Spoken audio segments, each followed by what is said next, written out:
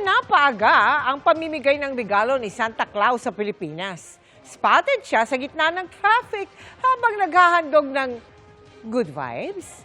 Tinutukan niya ni Cedric Castillo. Santa is now in town.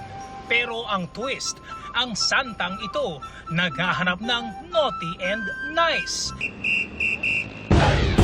Sa gitna ng tirik na kalsada sa Pasay, suot ang kanyang Santa Claus costume.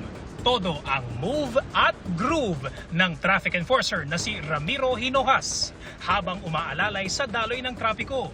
Dito lang kasi ang pwede nating magawa sa mga tao na mga naghihintay ng matagal para hindi naman sila tinatawag na maiinip. Gaya ni Santa Claus, nagbibigay rin siya ng regalo sa paghahatid ng good vibes sa mga motorista. Okay, maganda, masaya, nakakawala ng stress, maganda mag-traffic sa tatay. Tutuwa kami kapag nakikita namin si tatay dito lagi. Sa hirap ng buhay, okay siya. Diba nakikita na pagpasaya pa siya ng tao. Turo to the left, kembot to the right, at the traffic will be alright. Para kay Mang Ramiro, exercise na rin daw ito, pangpalakas ng kanyang katawan. Hindi mo na mawawala sa akin yun dahil kailangan kong mag-practice. Kasi pag hindi ako nagpapas, nanghihina ako. 7 taon ang tradisyon ni Mang Ramiro ang mag-Alas Santa Enforcer tuwing Disyembre.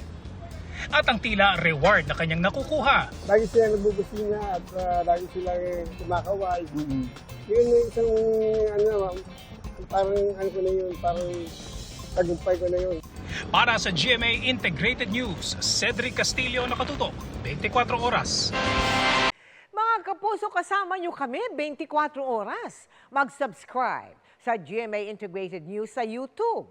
Sa mga kapuso abroad, bisitahin ang GMA Pinoy TV at www.gmanews.tv.